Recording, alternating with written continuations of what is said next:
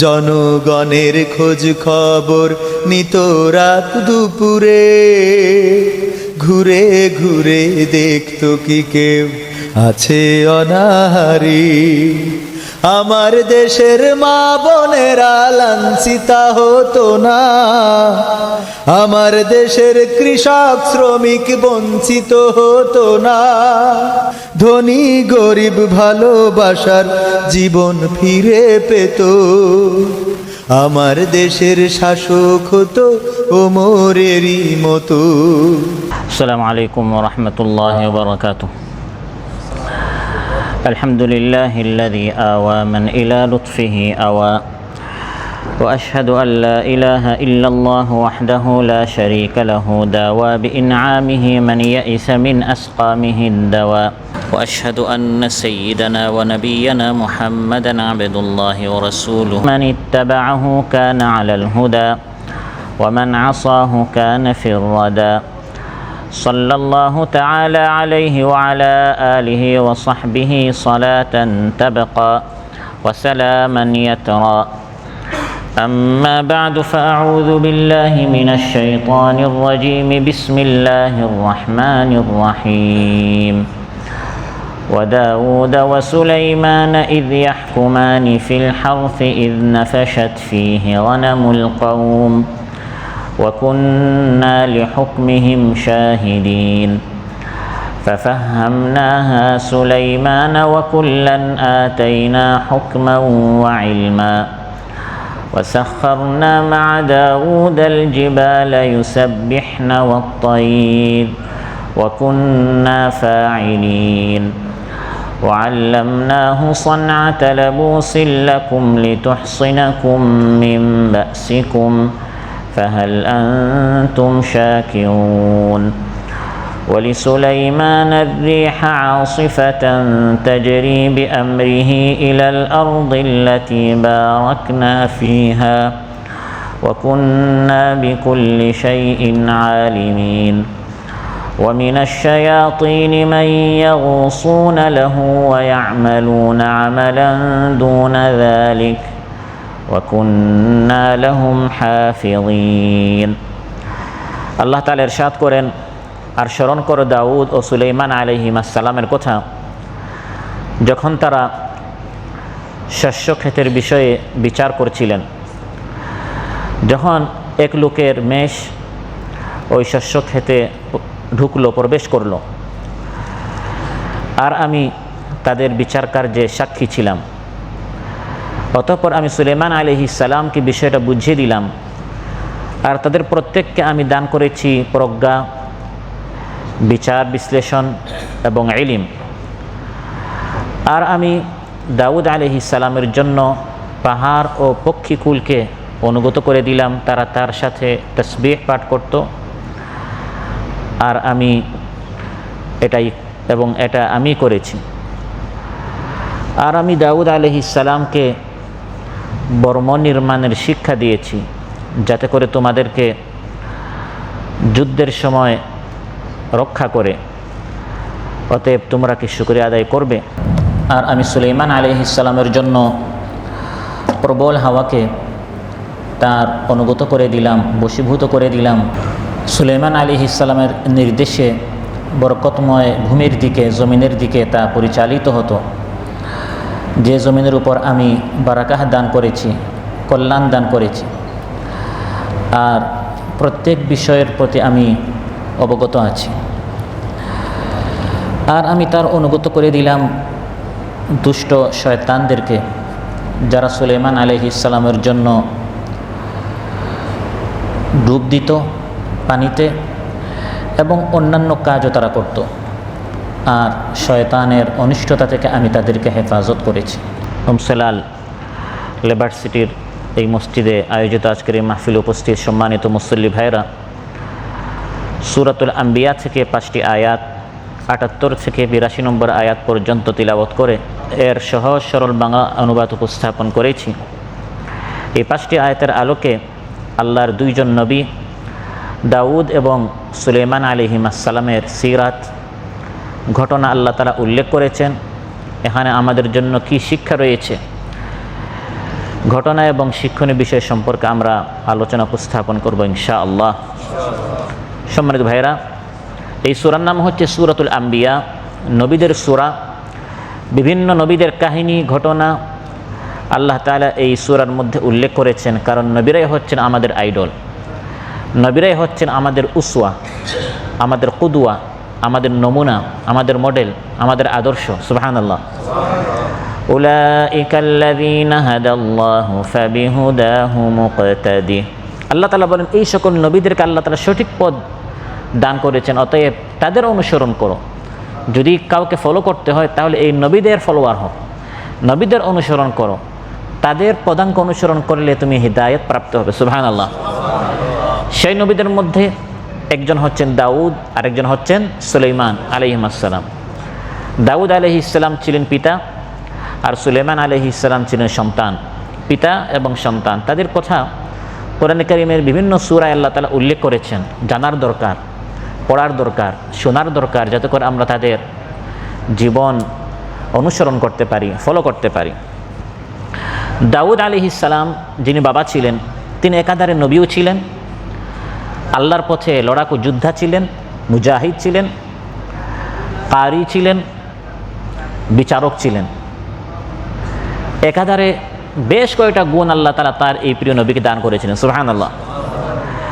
আল্লাহ তাআলা ইরশাদ করেন, দাউদ আলাইহিসসালাম সাধারণ কোন নবী ছিলেন না, তিনি বীর যোদ্ধা ছিলেন। তার হাতে সেই জামানার যে জালিম ছিল, তাগুত ছিল, যার নাম ছিল জালুত, আল্লাহ তাআলা বলেন, আমার এই নবী দাউদ সেই জামানার যে ফিরআউন ছিল, সেই জামানার যে আবু জাহেল ছিল, সেই জামানার যে ইসলাম বিরোধী শক্তির প্রধান ছিল, তাকে দাউদ আলাইহিসসালাম নিজে হত্যা করেছেন। ওয়াকাতালা দাউদ জালুত। দাউদ আলাইহিসসালাম সেই জামানার যে জালিম ছিল, ফেসিস্ট ছিল, সেই জামানার যে স্বৈরশাসক ছিল, সেই জামানার যে জালিম ছিল, দাউদ আলাইহিসসালাম তাকে হত্যা করেছেন। শুধু একজন মুজাহিদ তা নয়, আমি দাউদকে কি দিয়েছি? ওয়াতাহুল্লাহুল মুলকা ওয়াল হিকমাতা ওয়া আল্লামাহু মিম্মা ইয়াশা। আল্লাহ তাআলা ইরশাদ করেন, আল্লাহ তাআলা দাউদ আলাইহিসসালামকে রাজত্ব দিয়েছেন, হিকমত দিয়েছেন এবং তার পক্ষ থেকে ইলম জ্ঞান দান করেছেন। সুবহানাল্লাহ। তাহলে একদিকে তিনি মুজাহিদ ছিলেন, ময়দানে বিচরণ করতেন, আল্লাহর জমিনে আল্লাহর দ্বীন কায়েম করার জন্য আন্দোলন সংগ্রাম করতেন। অন্যদিকে আল মুলকা, তিনি মালিক, বাদশা, রাজা ছিলেন। ওয়াল হিকমাতা, প্রজ্ঞা, হিকমত তার ছিল। ওয়া আল্লামাহু মিম্মা ইয়াশা, আল্লাহ তাআলা তাকে অনেক ইলম জ্ঞানের অধিকারী করেছিলেন এবং আল্লাহ তাআলা তাকে নবুয়ত দান করেছিলেন, তিনি আল্লাহর নবী ছিলেন। আবার তিনি বিচারকও ছিলেন। বিচার কার্য সবাই করতে পারে না, বিচারের এই সূক্ষ্ম জ্ঞান আল্লাহ তাআলা তাকে দান করেছিলেন, তিনি বিচারক ছিলেন। আল্লাহ তাআলা দাউদ আলাইহিসসালামকে বললেন, হে দাউদ, আমি আপনাকে মানুষের উপর ফয়সালা করার, মীমাংসা করার, বিচার কার্য সম্পাদন করার এই দায়িত্ব আমি আপনাকে দিয়েছি। অতএব নিজের মন মতো আপনি বিচার করবেন না, বরং আমি আপনাকে যে ইলম দিয়েছি, যে কিতাব দিয়েছি, সেই কিতাবের আলোকে আপনি আদালত, আপনি বিচার কার্য পরিচালনা করবেন। ইয়া দাউদ ইন্না জাআলনাকা খলিফাতান ফিল আরদ ফাহকুম বাইনান নাসি বিল হাক্কি ওয়া লা তাত্তাবি'ল হাওয়া ফায়ুদিল্লাকা আন সাবিলিল্লাহ ইন্নাল্লাযীনা ইয়াদিল্লুনা আন সাবিলিল্লাহি লাহুম আযাবুন শাদীদুম বিমা নাসু ইয়াওমাল হিসাব। ইয়া দাউদ, হে দাউদ, ইন্না জাআলনাকা খলিফাতান ফিল আরদ, এই জমিনে আমি আপনাকে আমার খলিফা বানিয়েছি, আমার প্রতিনিধি। আমার আইন অনুযায়ী, হুকুম অনুযায়ী আপনি মানুষের মধ্যে ফয়সালা করবেন, বিচার করবেন। ফাহকুম বাইনান নাস বিল হক, অতএব সত্যের আলোকে আমি আপনাকে যে জাবুর নামক কিতাব দিয়েছি, এর আলোকে আপনি মানুষের মধ্যে বিচার ফয়সালা করবেন। ওয়ালা তাত্তাবি'ল হাওয়া, নিজের খেয়াল, নিজের খুশি, নিজের মন মতো আপনি বিচার করবেন না। ফায়ুদিল্লাকা আন সাবিলিল্লাহ, আল্লাহর পথ থেকে আপনি অন্য পথে চলে যাবেন। তাহলে বিচার করতে হবে, সেই বিচার করার যোগ্যতা আল্লাহ তাআলা তার নবী দাউদ আলাইহিসসালামকে দিয়েছিলেন। তিনি বিচারক হিসাবে আছেন। এই সময় একটি ঘটনা ঘটেছে, এই ঘটনা আল্লাহ তাআলা আলোচ্যতে উল্লেখ করেছেন। وداود وسليمان إذ يحكمان في الحرث إذ نفشت فيه غنم القوم। দুই ব্যক্তি বাদী বিবাদী, দাউদ আলাইহিস সালাম তিনি বিচারক, কাজী, তার নিকট তারা আসলো। একজন ছিল ছাগলের মালিক, ছাগল পাল তার ছিল। আরেকজন ছিল শস্য ক্ষেতের মালিক, যার মেষ ছিল, ছাগল ছিল।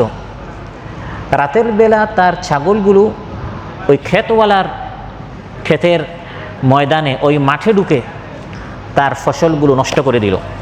ছাগলগুলো, মেষগুলো ওই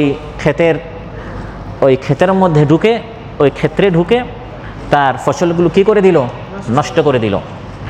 ছাগলের মালিক আর ওই শস্য ক্ষেতের মালিক দুইজন কাজী সাহেবের নিকট এসেছেন।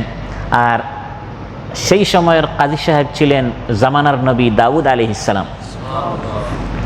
দাউদ আলাইহিস সালাম বিচার করলেন যে যেহেতু হে ছাগলের মালিক, তোমার ছাগলগুলো তার ফসল নষ্ট করেছে এবং হিসাব করে দেখা গেল নষ্ট ফসলের মূল্য হচ্ছে ওই ছাগলের মূল্যের মতো, অতএব ক্ষতিপূরণ হিসাবে তোমার সব ছাগলগুলো তাকে দিয়ে দাও। যেহেতু তোমার এই ছাগলগুলো তার ফসল নষ্ট করেছে, আর যে ফসল নষ্ট হয়েছে মনে করেন এর মূল্য হচ্ছে 10,000 টাকা, সাপোজ মনে করেন, আর দেখা গেল এই ছাগলগুলোর মূল্য প্রায় 10,000 টাকা। দাউদ আলাইহিস সালাম বিচার করলেন, তোমার এই ক্ষতিপূরণ হিসাবে যেহেতু তোমার ছাগল তার এই ক্ষেতের ফসল নষ্ট করেছে, তুমি তোমার ছাগলগুলো তার হাতে অর্পণ করো। এই বিচার করার পর দুইজন যখন বের হচ্ছে, দরজায় ছিলেন দাউদ আলাইহিস সালামের ছেলে, আরেক নবী হযরত সুলাইমান আলাইহিস সালাম। সুলাইমান আলাইহিস সালাম জিজ্ঞাসা করলেন যে তোমাদের বিষয়ে কি রায় হলো? তারা রায় শোনালো। ছেলে সুলাইমান আলাইহিস সালাম বললেন, আমার নিকট এর চেয়ে উত্তম আরেক রায় আছে, সুবহানাল্লাহ, আমার এর থেকে উত্তম আরেক বিচার আছে, আসো আমার সাথে। দুইজনকে নিয়ে জামানার নবী বিচারক বাবা দাউদ আলাইহিস সালামের নিকট সন্তান সুলাইমান আলাইহিস সালাম এই বাদী বিবাদী দুইজনকে নিয়ে বাবা দাউদ আলাইহিস সালামের নিকট গেলেন এবং বললেন, বাবা আপনি যে বিচার করেছেন ক্ষতিপূরণ হিসাবে ছাগলগুলো সব ক্ষেতের মালিককে দিয়ে দেয়া, এর থেকে উত্তম এক ফয়সালা আমার নিকট আছে। বাবা সন্তানকে বলছেন, সেই ফয়সালা কি, সেই মীমাংসা কি? সুলাইমান আলাইহিস সালাম বললেন, সেই বিচার হচ্ছে ক্ষেতের যে মালিক, ছাগলগুলো তাকে দিয়ে দেওয়া হবে একেবারে নয়, বরং সাময়িক কিছু সময়ের জন্য। এই সাময়িক অবস্থায় ক্ষেতের মালিক এই ছাগলের দুধ এবং পশম থেকে উপকৃত হবে। আর এই সাময়িক যে সময় ছাগলের মালিক ক্ষেতের মালিকের ওই ময়দানটাকে সে ফসলের উপযোগী করে দিবে। এই সময়টা সে শুয়ে থাকবে না, বরং তার ছাগলগুলো ওই ক্ষেতের মালিকের যে ফসল নষ্ট করেছে ওই মাঠে সে আবার চাষাবাদ করবে, ক্ষেত করে ওই জায়গাটি সে আবার ফসল উৎপন্ন হওয়ার উপযোগী করে তার নিকট ফিরিয়ে দিবে। যখন ক্ষেতের ময়দানটি তার নিকট ফিরিয়ে দিবে তখন সে তার ছাগলটাও ফিরে পাবে। এতে লাভ কি হবে? দাউদ আলাইহিস সালাম যে বিচার করেছিলেন এটা সম্পূর্ণ ইনসাফপূর্ণ ছিল, তার উপর জুলুম হয় নাই, ইনসাফপূর্ণ ছিল। তাফসিরে এসেছে সম্পূর্ণ আদেল ইনসাফ নিয়ে ভিত্তিতে দাউদ আলাইহিস সালাম বাবা ফয়সালা করেছেন যে যেহেতু তোমার ছাগল এটা নষ্ট করেছে, ক্ষতিপূরণ হিসাবে তোমার ছাগলগুলো তাকে দিয়ে দিবে।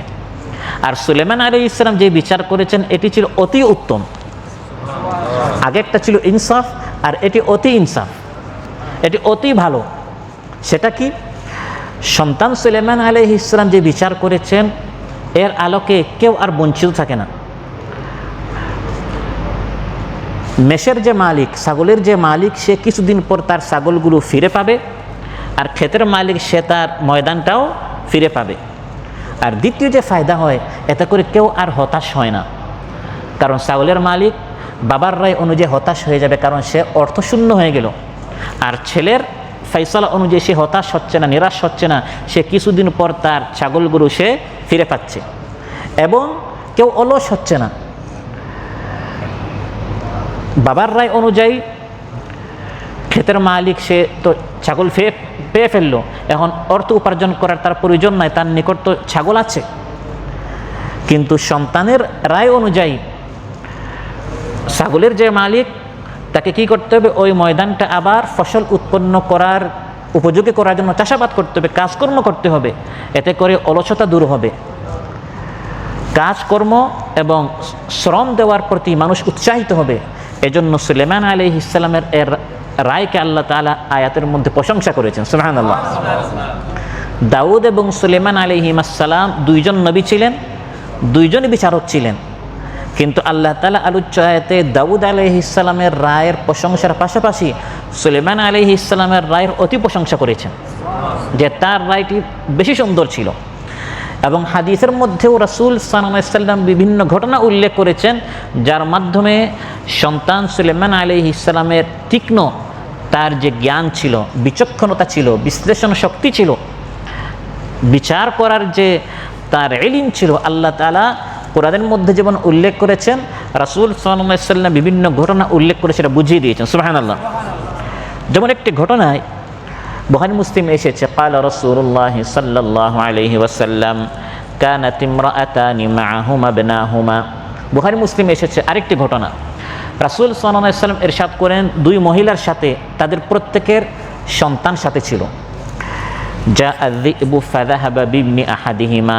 নেকড়ে বাঘ এসে দুইজনের মধ্যে বড়জনের সন্তানকে নিয়ে গেল। দুই মহিলা, প্রত্যেকের সাথে তাদের সন্তান ছিল, ছোট্ট সন্তান। নেকড়ে বাঘ এসে বড়জনের সন্তানকে কি করে ফেললো, নিয়ে গেল। ফাকালাত সাহিবাতুহা ইন্নামা যাহাবা বিবনিকি। নেকড়ে এসে যখন বড়জনের সন্তানকে নিয়ে গেল, এখন সন্তান আছে কোন জনের, বড়জনের না ছোটজনের? ছোটজনের। বড়জন বলতে লাগলো ছোটজনকে, নেকড়ে বাঘ এসে তোমার সন্তানকে নিয়ে গিয়েছে, সন্তান দাও, বলে এসে সন্তানটা তার কুলে নিয়ে নিল। এমত অবস্থায় ফাতাহাকামাতা ইলা দাউদ আলাইহিস সালাম, জামানার নবী দাউদ আলাইহিস সালাম বিচারক, তার নিকট তারা দুইজন চলে গেল। সন্তান যেহেতু বড়জনের কুলে, আর ছোটজন কোনো প্রমাণ ডকুমেন্ট পেশ করতে পারছে না যে এই সন্তান আমার। আর ইসলামী একটি নীতি হচ্ছে, যতক্ষণ পর্যন্ত আপনি প্রমাণ করতে না পারবেন এই জিনিসটা আপনার, জিনিসটা যদি আমার দখলে থাকে তাহলে এই জিনিসটা আমার। এক জায়গার উপর আমি আমার ঘর বানিয়েছি, আমি বসবাস করি, আপনি সে বলেন ভাই জায়গাটা আমার, দলিল আমি পেশ করব না, দলিল কে পেশ করবে? আপনার, আপনাকে পেশ করতে হবে। যেহেতু এই জায়গার উপর আমি বসবাস করছি, আমার ঘর বাড়ি এখানে আছে, এটা আমার দখলে। আপনি যদি বলেন জায়গাটা আপনার, আপনাকে ডকুমেন্ট পেশ করতে হবে। আপনি দলিল পেশ না করা পর্যন্ত এই জায়গা আমি উপভোগ করব। আমি একটা গাড়ি চালাচ্ছি, রাস্তায় আপনি আমাকে দাঁড় করিয়ে বলেন ভাই এই গাড়িটা দেন, গাড়িটা আমার। দলিল কাকে পেশ করতে হবে? আপনাকে। যেহেতু আপনি দাবি করেছেন গাড়িটা আপনার, আপনি যদি দলিল পেশ করতে না পারেন, প্রমাণ পেশ করতে না পারেন, এই গাড়িটা আমি উপভোগ করব। ঠিক তেমনিভাবে বড়জন, তার কুলে সন্তান, তার হাতে সন্তান, সন্তান তার দখলে। বাবা দাউদ আলাইহিস সালাম সেই আলোকে, সেই নীতি অনুযায়ী, যেহেতু ছোটজন কোনো প্রমাণ পেশ করতে পারছে না, তিনি বললেন এই সন্তান হচ্ছে বড়জনের। দুইজন বের হচ্ছে, এমত অবস্থায় ছেলে সুলেমান আলাইহিস সালামের সাথে সাক্ষাৎ। তিনি বললেন রায় কি হলো? দুইজন শুনিয়ে দিল। ছোটজন খুব মনক্ষুণ্ণ হলেন, ভারাক্রান্ত দিল নিয়ে, কষ্ট দিল নিয়ে তিনি বলছেন যে সন্তান তো আমার, কিন্তু রায় হলো বড়জনের পক্ষে। সুলেমান আলাইহিস সালাম বললেন আচ্ছা আমি আবার বিচার করছি, ইতুনি বিসসিকিন, চাকু নিয়ে আসো, ছুরি নিয়ে আসো। দুইজনে বলছে সন্তান নিজের, তখন আমি এক কাজ করব, এই সন্তানকে চাকু দ্বারা দ্বিখণ্ডিত করে দুইজনের মধ্যে ভাগ করে দিব। আশাক্কুহু বাইনাহুমা। সঙ্গে সঙ্গে ফাকালাতিস সুগরা, ছোটজন বলল লা তাফআল ইয়া রাহমুকাল্লাহ, আপনি এরকম করবেন না, হুয়া ইবনুহা, সন্তান তার। সুবহানাল্লাহ বলেন। কারণ সে কি ছিল? সন্তানের মা ছিল। মা তো কোনো সময় চাইবে না এই সন্তানকে কী করা হোক, দ্বিখণ্ডিত করা হোক, জবাই করা হোক। সন্তান দ্বিখণ্ডিত হওয়ার চেয়ে উত্তম হচ্ছে সন্তান আমার নিকট না এসে তার নিকটে থাক। এর মাধ্যমে সুলেমান আলাইহিস সালাম এই সূক্ষ্ম বুদ্ধি দিয়ে তিনি প্রমাণ করে দিলেন যে এই সন্তান বড়জনের নয়, এই সন্তান হচ্ছে ছোটজনের। বুখারী মুসলিমের বর্ণনা, রাসূল সাল্লাল্লাহু আলাইহি ওয়াসাল্লাম ইরশাদ করেন ফাকাদা বিহি লিসসুগরা, সুলেমান আলাইহিস সালাম রায় দিলেন এই সন্তান হচ্ছে ছোটজনের। সুবহানাল্লাহ। তো এভাবে সুলেমান আলাইহিস সালামকে আল্লাহ তাআলা বিচার কার্য সম্পর্কে বেশি জ্ঞান দান করেছিলেন।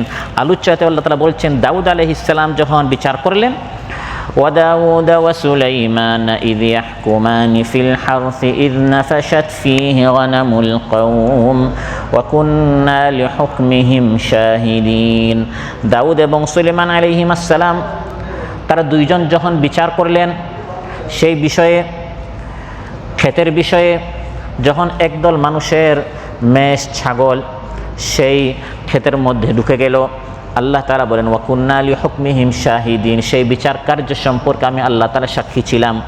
ফাফাহামনাহা সুলাইমান আলাইহিস সালামকে আমি আল্লাহ তাআলা সূক্ষ্ম জ্ঞান দিয়েছিলাম, বিষয়টা ভালো করে বুঝিয়ে দিয়েছিলাম। এজন্য সুলাইমান আলাইহিস সালামের রায়টি অধিক সঠিক ছিল, অধিক ন্যায়নিষ্ঠ ছিল। তবে বাবা দাউদ আলাইহিস সালামের রায়টি ভুল ছিল না, কারণ বাবা দাউদ এবং সন্তান সুলাইমান আলাইহিস সালাম, দাউদ এবং সুলাইমান আলাইহিস সালাম দুইজনকেই আমি ইলম দিয়েছিলাম, হিকমত দিয়েছিলাম, জ্ঞান দিয়েছিলাম, প্রজ্ঞা দিয়েছিলাম। ওয়াকুল্লান আতাইনা হুকমান ওয়া ইলমা, আল্লাহ তাআলা ইরশাদ করেন প্রত্যেককে আমি হিকমত এবং ইলম দিয়েছিলাম, প্রত্যেককে আমি হিকমত এবং ইলম দিয়েছিলাম।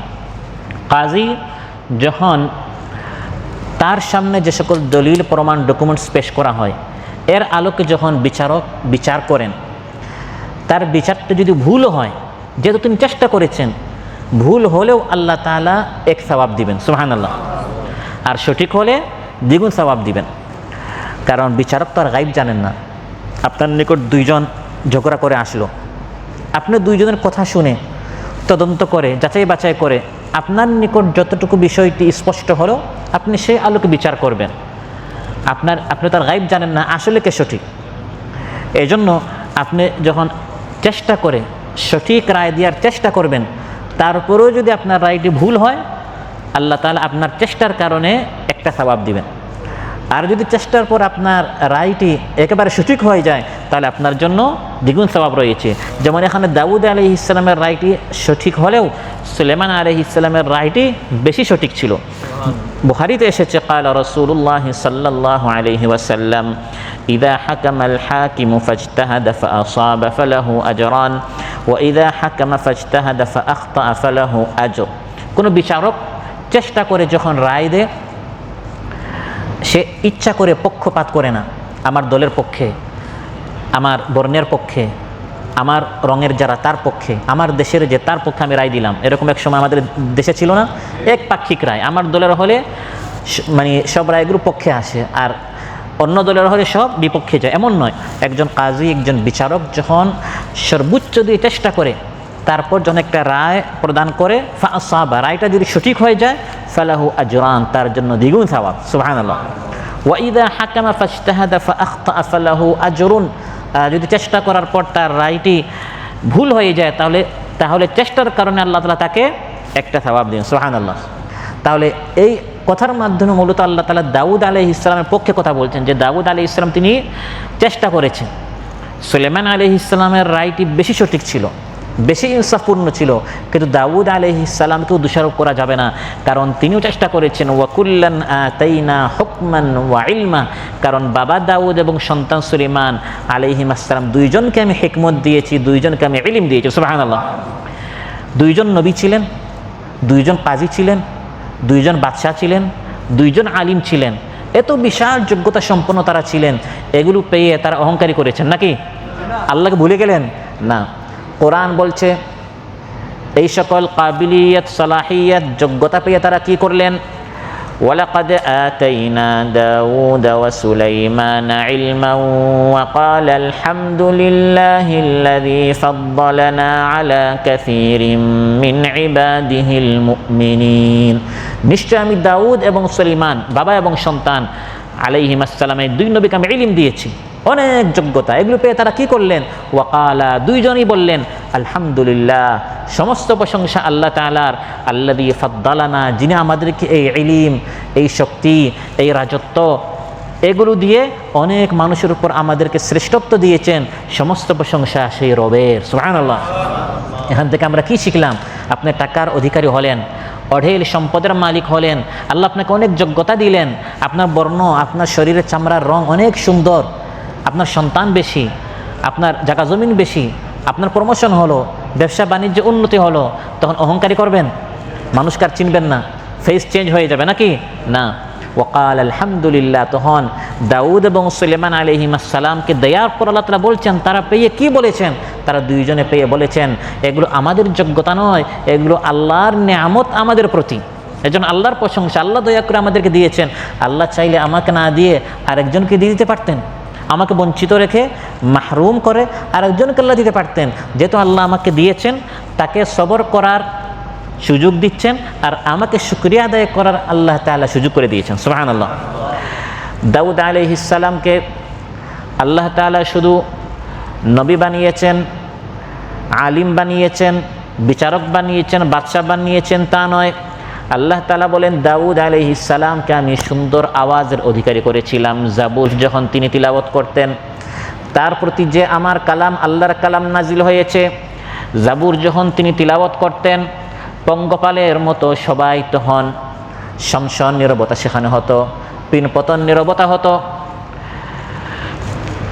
মানুষ তো সবাই শুনতই, পক্ষীকুল তাদের উড়া ছেড়ে সেখানে বসে বসে তিলাওয়াত শুনতো।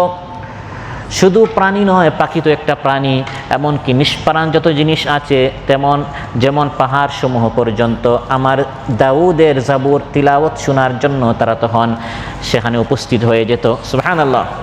وسخرنا مع داود الجبال يسبحن والطير وكنا فاعلين وسخرنا مع داود, আমি দাউদ আলাইহিস সালামের জন্য অনুগত করে দিলাম আল জিবাল, পাহাড় সমূহকে, ইউসাব্বিহনা, এই পাহাড় সমূহ তার সাথে তাসবিহ পাঠ করে। সুবহানাল্লাহ।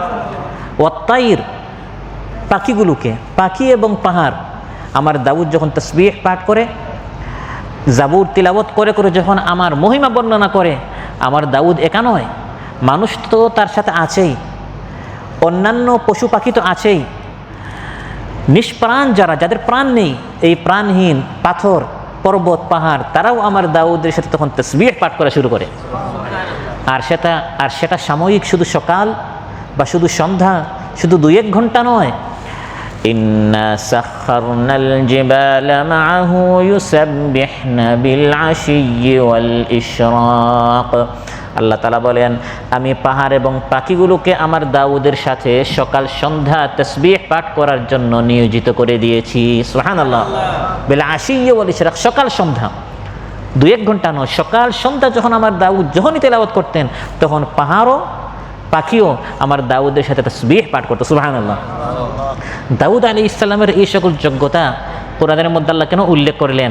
কারণ সামনে সময় আসছে, সমাজের মধ্যে এই ধরনের কারা দাউদ আছে, তাদেরকে বাছাই করে করে দাউদের মতো চেয়ারে গদিতে বসাতে হবে। সুবহানাল্লাহ। যারা একদিকে সুন্দর করে কোরআন তিলাওয়াত করতে পারে, আলিমও হবে, বিচারও করতে পারবে, জামানার তাগুত জালুতকে যেরকম, ফ্যাসিস্টকে যেরকম তাড়িয়েছে, এই ধরনের যারা আন্দোলন সংগ্রাম করতে পারে, এই ধরনের যোগ্যতা যাদের আছে, জামানার দাউদদেরকে, বর্তমান জামানার দাউদদেরকে সেই জামানার দাউদ আলাইহিস সালাম যে গদিতে ছিলেন সেই গদিতে বসাতে হবে। এই জন্য হযরত দাউদ আলাইহিস সালামের এই সকল গুণাবলীর কথা কোরআনে কারীমের মধ্যে আল্লাহ তাআলা উল্লেখ করেছেন। সুবহানাল্লাহ। শুধু মাহফিল করে করে কানের কিছু খোরাকের জন্য নয়, এগুলো আমাদের জন্য শিক্ষা যে দাউদ আলাইহিস সালামকে আমি এই সকল গুণাবলী দিয়েছি। এখন দাউদ আলাইহিস সালামের এই চেয়ারে এমন সকল লোকদেরকে বসানো হয়, সরলিত কণ্ঠে নয়, সুশুদ্ধ করে ফাতিহাও পড়তে পারে না। বিচার কি করবে? কোরআনের আলোকে তারা ফয়সালা কি করবে? এজন্য আল্লাহ তাআলা বলে দিয়েছেন আমি দাউদকে কি কি যোগ্যতা দিয়েছি। তিনি মালিক বাদশাও ছিলেন, নবীও ছিলেন, হাকিম বিচারকও ছিলেন, কারিও ছিলেন, এবং তিলাওয়াতে ভুল ছিল না, শুদ্ধ তিলাওয়াত, সরলিত কণ্ঠে এমন সুন্দর তিলাওয়াত করতেন, মানুষ তো বটে, পাখিরা তো আছেই, পাহাড় পর্বত তার তিলাওয়াত শোনার জন্য কাজকর্ম ছেড়ে তারা সেখানে উপস্থিত হয়েছে। সুবহানাল্লাহ। এখান থেকে আমরা শিখলাম যে কোরআন সরলিত কণ্ঠে তিলাওয়াত করতে হবে। আপনাকে আল্লাহ তাআলা যে কণ্ঠ দিয়েছেন, যতটুকু আপনার যোগ্যতা আছে, সুমধুর আওয়াজে কোরআন তিলাওয়াত করার সর্বোচ্চ চেষ্টা করতে হবে, যেরকম দাউদ আলাইহিস সালাম সুন্দর সুন্দর করে জাবুর তিলাওয়াত করতেন। قال رسول الله صلى الله عليه وسلم من لم يتغن بالقرآن فليس منا। আবু দাউদের বর্ণনা, রাসূল সাল্লাল্লাহু আলাইহি ওয়াসাল্লাম ইরশাদ করেন যে ব্যক্তি কোরআন সুন্দর করে তিলাওয়াত করবে না, সে আমার সুন্নতের উপর নয়। রাসূল সাল্লাল্লাহু আলাইহি ওয়াসাল্লাম সুন্নত ছিল তিনি কোরআনটা খুব সুন্দর করে তিলাওয়াত করতেন, যেরকম দাউদ আলাইহিস সালাম জাবুরটা খুব সুন্দর করে তিলাওয়াত করতেন। হযরত বারা বিন আযিব রাদিয়াল্লাহু আনহু বলেন, বুখারী মুসলিমের বর্ণনা, سمعت النبي صلى الله عليه وسلم قرأ في العشاء بالتين والزيتون فما سمعت أحدا أحسن صوت منه। হযরত বারা বলেন, আমি রাসূল সাল্লাল্লাহু আলাইহি ওয়াসাল্লামের পিছনে এশার নামাজ আদায় করলাম, তিনি এশার নামাজ সূরাতুত তিন ওয়াজ জাইতুন এই সূরা দ্বারা পড়ালেন, আমি রাসূল সাল্লাল্লাহু আলাইহি ওয়াসাল্লামের চেয়ে এত সুন্দর আওয়াজ আর কারো শুনি নাই। সুবহানাল্লাহ। রাসূল সাল্লাল্লাহু আলাইহি ওয়াসাল্লামের আওয়াজ যেমন সুন্দর ছিল, তিনি যে সকল সাহাবীদের আওয়াজ সুন্দর হতো তাদের তিলাওয়াত তিনি সময় দিয়ে দিয়ে শুনতেন। সুবহানাল্লাহ। একদিন মহানবী সাল্লাল্লাহু আলাইহি ওয়াসাল্লাম, বুখারী মুসলিমের বর্ণনা, শুনলেন হযরত আবু মুসা আশআরী রাদিয়াল্লাহু আনহু তিনি তিলাওয়াত করছেন এবং তিলাওয়াত খুব সুন্দর। তিনি সেই তিলাওয়াতে ডিস্টার্ব করেন নাই। সকালবেলা বললেন, হে আবু মুসা, লাউ রাআইতানি ওয়া আনা আস্তামিউ লিকিরাআতিকাল বারিহা, হে আবু মুসা, এখন সকালবেলা তুমি সাক্ষাৎ হচ্ছে, তুমি জানো না রাত্রে কিন্তু তুমি যে খুব সুন্দর করে তিলাওয়াত করছিলে, আমি নবী তোমার সেই তিলাওয়াত শুনছিলাম। তুমি যদি টের পেতে, লাকাদ উতিতা মিজমারান মিন মাজামিরি আলি দাউদ, হযরত দাউদ আলাইহিস সালামকে আল্লাহ তাআলা যেরকম সুন্দর আওয়াজ দিয়েছেন, সেই সুন্দর আওয়াজ হে আবু মুসা আল্লাহ তোমাকেও দিয়েছেন। হযরত আবু মুসা রাদিয়াল্লাহু বললেন, হে নবী, ইয়া রাসূলুল্লাহ, আমি যদি টের পেতাম লা হাব্বারতুহু লাকা তাহবীরা, তাহলে আমি রাত্রে আরো সুন্দর করে তিলাওয়াত করতাম। তাহলে হযরত দাউদ আলাইহিস সালাম যেরকম আল্লাহর কালাম সুন্দর করে তিলাওয়াত করতেন, আমাদের কালাম হচ্ছে তার কালাম থেকে আরো শ্রেষ্ঠ। জাবুর শ্রেষ্ঠ না কোরআন শ্রেষ্ঠ? তাহলে তিনি যদি জাবুরটা শুরুতে কণ্ঠে তিলাওয়াত করে থাকেন, আমাদের নিকট শ্রেষ্ঠ কালাম আল কোরআন। চেষ্টা করতে হবে যে সুন্দর আওয়াজ দিয়ে এই কোরআন তিলাওয়াত করার। বুখারী মুসলিমে এসেছে, একজন মানুষ যখন সুন্দর আওয়াজ দিয়ে কোরআন তিলাওয়াত করে, মা আযিনাল্লাহু লিশাইইন মা আযিনা লিনাবিয়্যিন হাসানুস সাউত ইয়াতাগান্না বিল কোরআন ইয়াজহারু বিহি, তখন আল্লাহ তাআলা এই বান্দার তিলাওয়াত, এই নবীর তিলাওয়াত, নবীর অবর্তমানে অন্যান্য যারা তিলাওয়াত করেন তার তিলাওয়াত আল্লাহ তাআলা স্বয়ং যিনি এই কালাম নাজিল করেছেন, আল্লাহ তাআলা এই সুন্দর আওয়াজের অধিকারী এই বান্দার তিলাওয়াত কান পেতে আল্লাহ নিজে শুনেন। সুবহানাল্লাহ। অতএব সুন্নত হচ্ছে কোরআন তিলাওয়াত করার সময় একটা হচ্ছে বিশুদ্ধ করে তিলাওয়াত করা, যেটাকে তাজউইদ বলা হয়, আর আরেকটা হচ্ছে সুন্দর আওয়াজ দ্বারা তিলাওয়াত করা। কণ্ঠটা আপনাকে আল্লাহ তাআলা যতটুকু দিয়েছেন চেষ্টা করবেন কোরআনটা সুন্দর করে তিলাওয়াত করার, যেরকম হযরত দাউদ আলাইহিস সালাম তিলাওয়াত করতেন। এখন দাউদ আলাইহিস সালামের জন্য যে পাখি পাহাড় এত কিছু এসে তার তিলাওয়াত শুনতে, এটা কি সম্ভব? এটা তো আমাদের আকল দ্বারা ধরার জিনিস নয়। আল্লাহ সেই জবাবও দিচ্ছেন, ওয়া কুন্না ফাইলিন, বান্দা শুনো, এটা কিন্তু আমি আল্লাহ নিজে করে দিতাম। সুবহানাল্লাহ। দাউদ আলাইহিস সালাম এবং সুলাইমান আলাইহিস সালামকে বিচার কার্যের মতো কঠিন দায়িত্ব পালন করা, ফয়সালা বুঝিয়ে দেয়া, প্রজ্ঞা দান করা এবং দাউদ আলাইহিস সালামের জন্য পাখি পাহাড়কে দাউদ আলাইহিস সালামের অনুগত করে দেওয়া, এসব কাজ আমি আল্লাহ তাআলা করতাম। এতে আশ্চর্য হওয়ার কোনো জিনিস নয়, এটা অস্বীকার করারও জিনিস নয়, কারণ আমি আল্লাহ তাআলা যা ইচ্ছা তা করতে পারি। সুবহানাল্লাহ। তুমি দেখছো এই পাহাড় নিষ্প্রাণ, আসলে নিষ্প্রাণ নয়। ইউসাব্বিহু লিল্লাহি মা ফিস সামাওয়াতি ওয়া মা ফিল আরদ, আসমান সমূহ এবং জমিনে যত মাখলুকাত আছে সবাই রবের তাসবিহ পাঠ করে। তুমি দেখছো সে চুপচাপ, সে আসলে চুপচাপ নয়। তুমি শুনো ওই বিজলির আওয়াজ, এটা আসলে বিজলির আওয়াজ না, ওই ইউসাব্বিহুর রা'দু বিহামদি, মেঘের আগে বৃষ্টির যে আওয়াজ আমরা শুনি, এই গর্জনটি হচ্ছে, কোরআন বলছে ওই ইউসাব্বিহুর রা'দ, এটি হচ্ছে রা'দের ওই বিজলির তাসবিহের আওয়াজ। সুবহানাল্লাহ। অতএব পাহাড় তাসবিহ পাঠ করতো, পাখিরা তাসবিহ পাঠ করতো। ওয়া কুন্না ফাইলিন, আল্লাহ বলেন এটি আমি আল্লাহ তাআলা করাতাম, আমার জন্য শুধু কুন ফায়াকুন, হ বললে সঙ্গে সঙ্গে হয়ে যায়। দাউদ আলাইহিস সালাম শুধু কারি, নবী, বাদশাহ, মুজাহিদ, শুধু এতটুকু নয়, আল্লাহ তাআলা দাউদ আলাইহিস সালামের আরেক যোগ্যতার কথা বলছেন। তিনি নবী ছিলেন, বাদশাহ ছিলেন, কাজী ছিলেন, আর একটা হাঙ্কা খুলেছেন, একটা দরবার খুলেছেন। বাবা আমি হচ্ছে এই জমানার নবী এবং বাদশাহ, এখানে একটা বক্স আছে, সবাই এখানে হাদিয়া ঢালবা, যার কাছে যা আছে এখানে হাদিয়া, তোহফা, কাঁঠাল, তরমুজ, আম, জাম যা আছে এখানে রাখবা, কারণ আমি হচ্ছি জামানার সবচেয়ে বড় কারি, আমি যাবর খুব সুন্দর করে তিলাওয়াত করি, আমি হচ্ছে কারি, আমি হচ্ছে নবী। তিনি এরকম ধান্দা করে খাবার খেতেন না। তার রিজেকের উৎস কী ছিল সেটাও কোরআন বলে দিচ্ছে। সুবহানাল্লাহ বলেন। وعلمناه صنعة لبوس لكم لتحصنكم من بأسكم فهل أنتم شاكرون। দাউদ আলাইহিস সালামকে যুদ্ধের সময় যে সকল বর্ম, যুদ্ধের যে বস্ত্র, আলাদা লোহার যে কাপড়, ওই বর্ম তৈরি করার, বর্ম নির্মাণ করার এই জ্ঞান আমি দাউদকে দিয়েছিলাম। তিনি এই বর্ম ব্যবসা করতেন এবং এর দ্বারা তিনি তার রিজকের ব্যবস্থা করতেন। সুবহানাল্লাহ।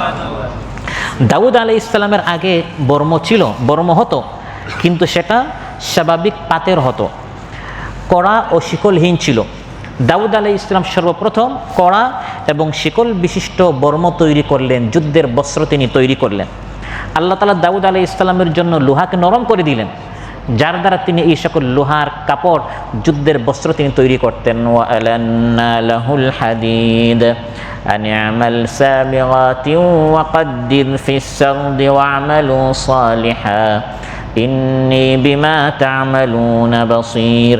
আমি দাউদ আলাইহিস সালামের জন্য লোহাকে নরম করে দিলাম, যা দিয়ে তিনি যুদ্ধের পোশাক, লৌহ বর্ম তিনি তৈরি করতেন।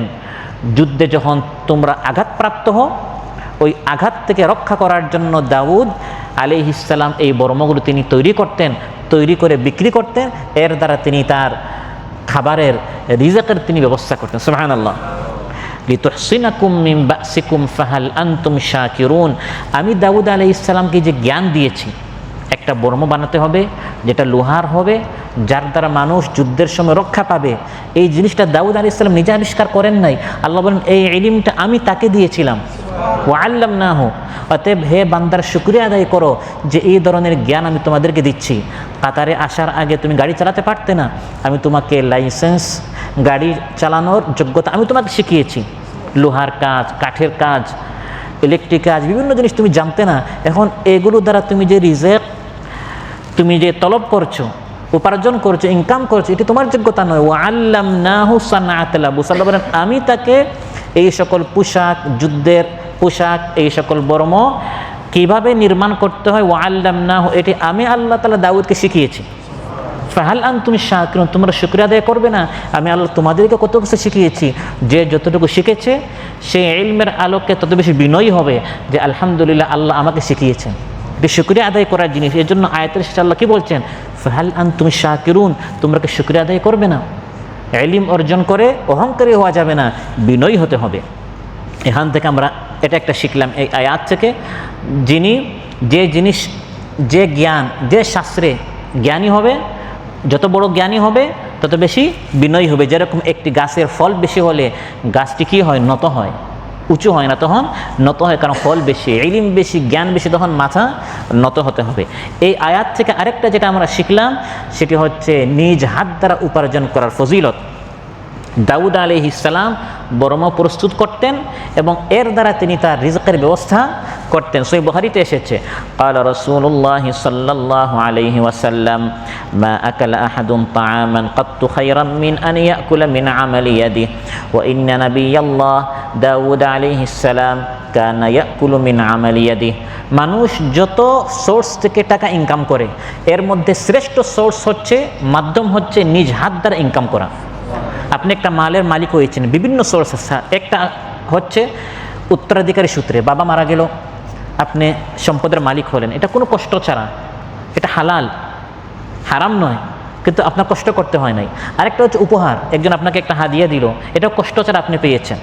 আরেকটা হচ্ছে ভিক্ষা চাইলেন, এটা নিকৃষ্ট কিন্তু হালাল, আবগাদুল হালাল বলেছে, হালালের মধ্যে সবচেয়ে নিকৃষ্ট, এটা হারাম নয়। সুদের মতো, মাদকের মতো, চাঁদাবাজির মতো, টেন্ডারবাজির মতো, দখলদারিত্বের মতো এই সকল সোর্সে যারা উপার্জন করে, এরকম ভিক্ষা চাওয়াটা কি নয়?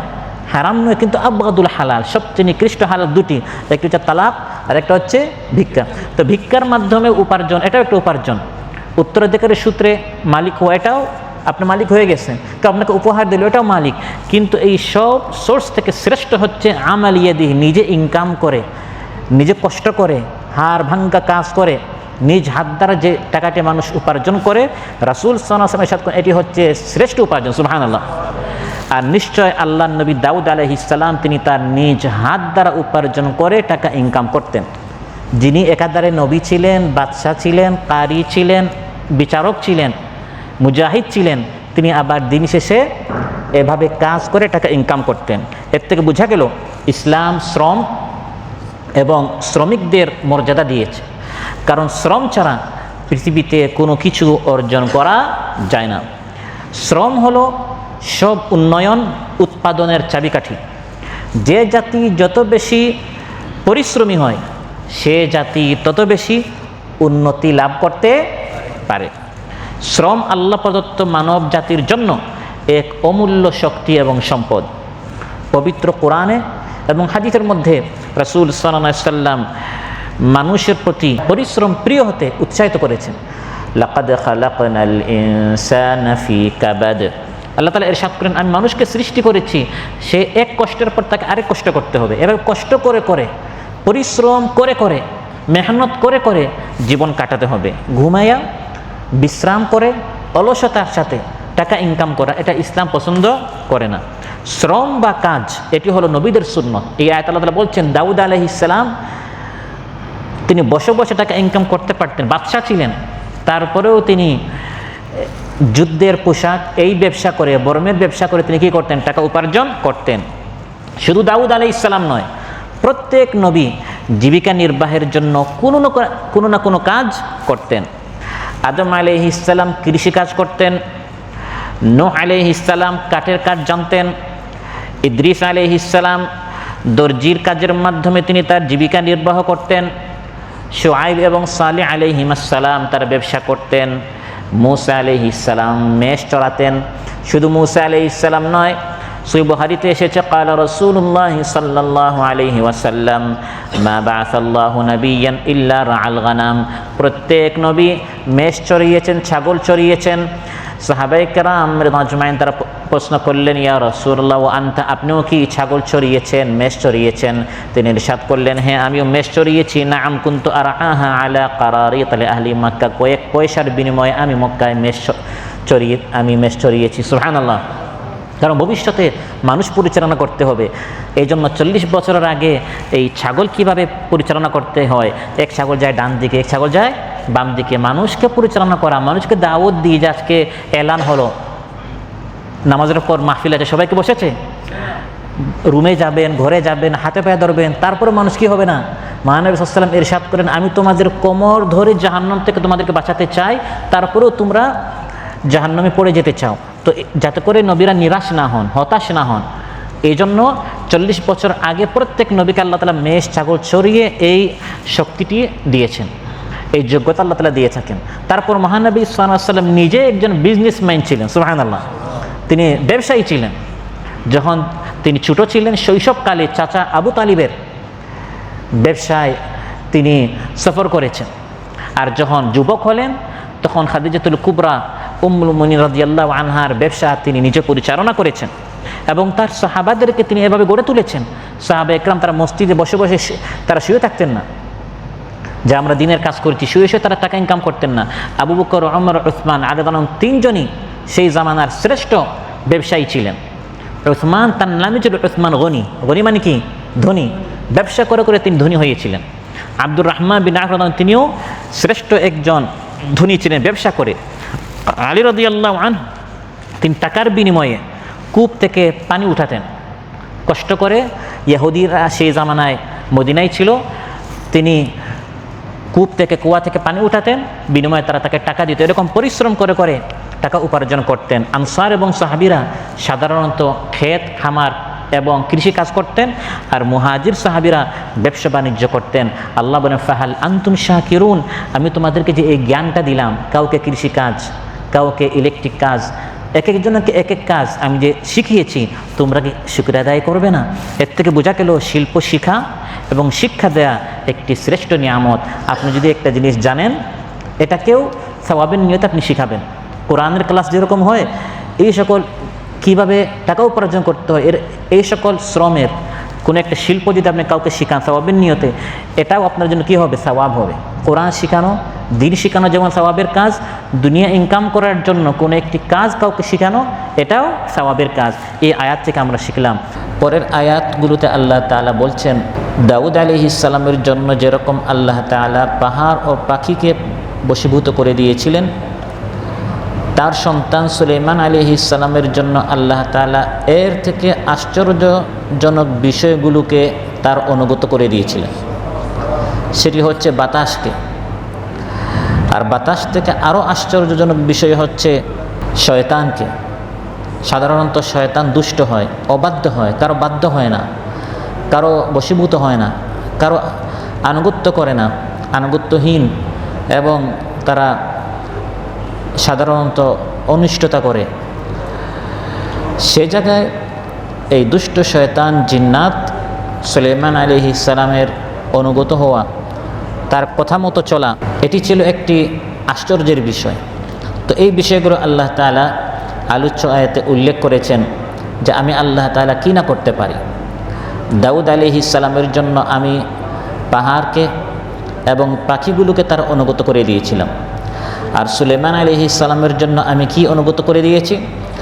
ওয়ালিসুলাইমান আর-রিহা আসিফাতান তাজরি বিআমরিহি ইলাল আরদিল্লাতি বারাকনা ফিহা ওয়া কুন্না বিকুল্লি শাইইন আলিমিন।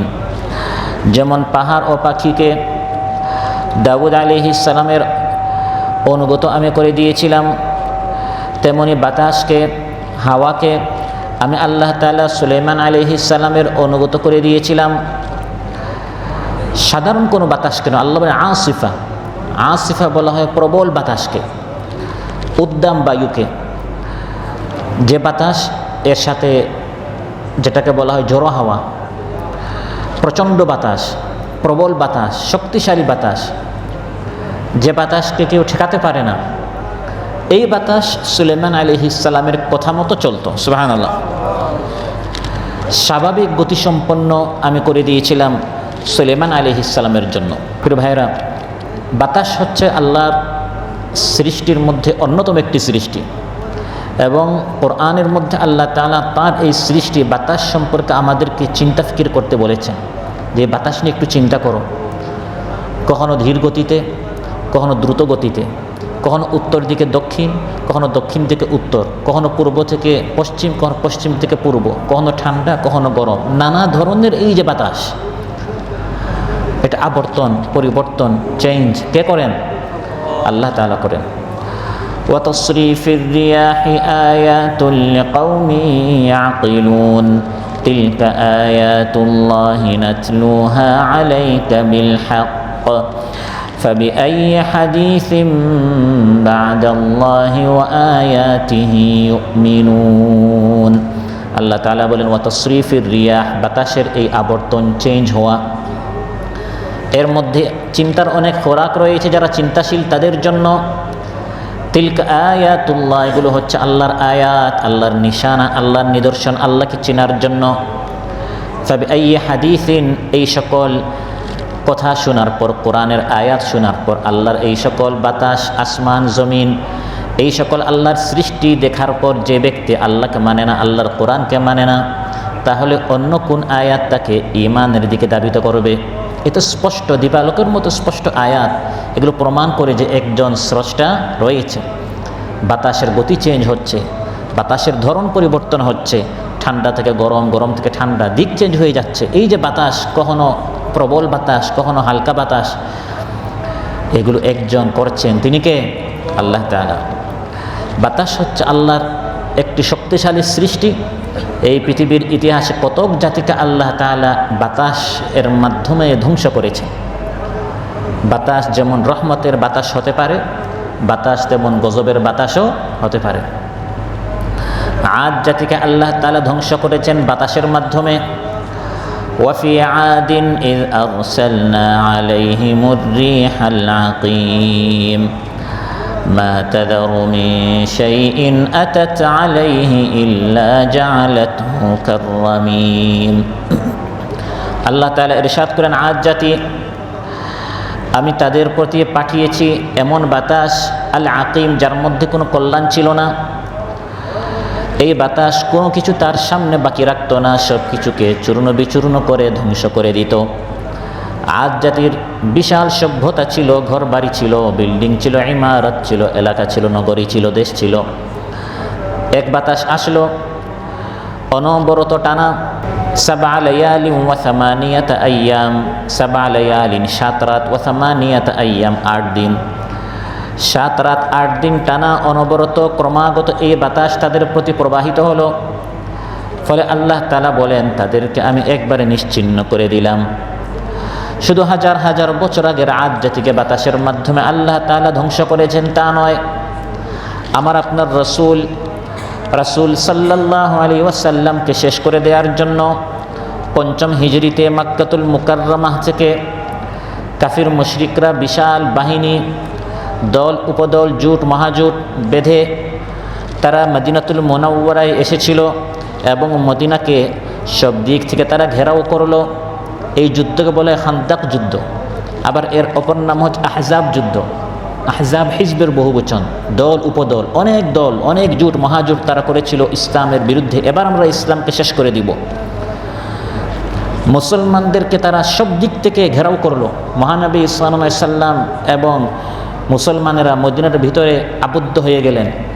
বাসার কোনো রাস্তা নেই, বের হওয়ার কোনো উপায় নেই, খাবার নেই, খাবারের অভাবে সাহাবায়ে কেরাম পেটে পাথর বেঁধেছেন। রাসূল সাল্লাল্লাহু আলাইহি সাল্লামের নিকট তারা গেলেন, ইয়া রাসূলুল্লাহ দেখেন খাবার নেই, আমরা ক্ষুধার্ত, পিপাসার্ত, পেরেশান, এজন্য আমরা পেটে পাথর বেঁধেছি। মহানবী সাল্লাল্লাহু আলাইহি সাল্লাম তার কাপড় মুবারক খুলে দেখালেন, তোমাদের পেটে পাথর একটি, আমার পেটে পাথর দুটি। এরকম কষ্ট মুসলমানদের যখন হলো, তখন আল্লাহ তাআলা মুসলমানদের বাঁচার যখন আর কোনো উপায় নেই, নাজাতের আর কোনো রাস্তা নেই, কাফিররা সব দিকে ঘিরে ফেলল, তখন আল্লাহ তাআলা কোরআনের মধ্যে বলেন, এই কাফির মুশরিক যারা মক্কা থেকে এসে আমার নবী এবং মুসলমানদেরকে সব দিক থেকে ঘিরে ফেলল, আমি তাদের প্রতি আমার পক্ষ থেকে একটি অদৃশ্য বাহিনী পাঠালাম। সুবহানাল্লাহ, যে বাহিনী তোমরা দেখোনি, অনুভব করেছো। يا أيها الذين آمنوا اذكروا نعمة الله عليكم إذ جاءتكم جنود فأرسلنا عليهم ريحا وجنودا لم تروها وكان الله بما تعملون بصيرا। হে ইমানদারেরা, আল্লাহর নিয়ামতের কথা স্মরণ করো, আল্লাহর অনুগ্রহের কথা স্মরণ করো। ইরজা আতকুম জুনুদ, যখন বিভিন্ন বাহিনী আসলো, এবার তোমাদেরকে শেষ করে দিবে। এবার আমরা এমনভাবে তাদেরকে ধ্বংস করব, হত্যা করব, গুম করব, খুন করব, এরপরে ইসলামী আন্দোলন আর তার নিজ পায়ে দাঁড়াতে পারবে না। এবার আমরা ষড়যন্ত্র চক্রান্তের আমরা ছক এমনভাবে এঁকেছি, এমনভাবে আমরা প্ল্যান পরিকল্পনা নিয়েছি, আর তারা দাঁড়াতে পারবে না। আল্লাহ তাআলা বলেন, তারা তাদের মতো ষড়যন্ত্র করলো, আর আমি কি করলাম, ফাআরসালনা আলাইহিম রিহা, আমি তাদের বিরুদ্ধে আমার এক বাহিনী বাতাসকে পাঠিয়ে দিলাম। ফাআরসালনা আলাইহিম রিহা ওয়া জুনুদান লাম তারাওহা, আর অনেক বাহিনী পাঠিয়েছি, ফেরেশতা পাঠিয়েছি, লাম তারাও, তোমরা দেখোনি। এমন প্রচণ্ড বাতাস আসলো, যেরকম আদ জাতিকে বাতাসের মাধ্যমে আল্লাহ তাআলা ধ্বংস করলেন। মক্কা থেকে আগত কুরাইশের ডেক, পাতিল, তাবু, তারা যা এনেছিল সব কিছু বাতাস একবারে তছনছ করে দিল। ফলে তারা যে চক্রান্ত এঁকেছিল সব কিছু তাদের নস্যাৎ হয়ে গেল। তারা পৃষ্ঠ প্রদর্শন করে আবার মক্কায় তারা ফিরে গেল। তারা তাদের উদ্দেশ্য, তাদের টার্গেট তারা পূরণ করতে পারে নাই, ইসলামের কোনো ক্ষতি করতে পারে নাই। তাই কবি বলেন, لم يحصي جند الله في ملكوته غير العليم القاهر التواب قد أنجز النصر العظيم لعبده بجنوده كالريح في الأحزاب। আল্লাহর এই বিশ্ব জগতে কত বাহিনী আছে, এগুলো মহা জ্ঞানী, মহা পরাক্রমশালী, তওবা গ্রহণকারী মহাসত্তা আল্লাহ তাআলা ব্যতীত আর কেউ জানে না তার কত বাহিনী আছে। সুবহানাল্লাহ। তার সেই সকল বাহিনীর মধ্যে এক শক্তিশালী বাহিনীর নাম হচ্ছে বাতাস। যে বাতাসের মাধ্যমে খান্দাক যুদ্ধে মক্কা থেকে আগত বিশাল যে সকল দল ছিল, সবাইকে আল্লাহ তাআলা এই বাতাসের মাধ্যমে ধ্বংস করে মুসলমানদেরকে মহাবিজয় দান করলেন। প্রিয় ভাইরা, যে বাতাসকে আল্লাহ তাআলা সুলাইমান আলাইহিস সালামের অনুগত করে দিয়েছেন, এই বাতাস নিয়ে আমাদেরকে ভাবতে আল্লাহ তাআলা বলেছেন। আদ জাতিকে আল্লাহ ধ্বংস করেছেন, মক্কায় থেকে আগত মদিনায় কাফির মুশরিকদেরকে আল্লাহ তাআলা পরাজিত করেছেন বাতাসের মাধ্যমে। আজও যখন কাউকে আল্লাহ ধ্বংস করতে চান, মাঝে মধ্যে আল্লাহ তাআলা ইশারা দেন। প্লেনে আপনি আছেন, প্লেন সামান্য যখন নড়াচড়া করে, বাতাসের গতি একটু যখন কন্ট্রোলের বাহিরে চলে যায়, তখন মুসলমানরা তো আছেই, ও মুসলিমরাও তখন বলে উপরওয়ালা যেন আমাদেরকে বাঁচায়। কোরআনের মধ্যে আল্লাহ বলেছেন, দাল্লা মান তাদউনা ইল্লা ইয়া। তখন আল্লাহ ছাড়া তোমরা অন্যান্য যাদেরকে ডাকো, তখন সবাই উদাও হয়ে যায়। তখন অন্য কার কথা স্মরণ হয় না, শুধু আল্লাহ আল্লাহ, আল্লাহর কথাই স্মরণ হয়। এই বাতাসকে আমি মাঝে মধ্যে পাঠাই প্লেনটাকে একটু নাড়ানোর জন্য, হেলানোর জন্য। ভিতরে যারা আছো একটু স্মরণ করো, আমি আল্লাহ কিন্তু আছি, আমার কথা ভুলে যাইও না। সমুদ্রের মাঝখানে মুসাফিররা ভ্রমণ করছে, সফর করছে।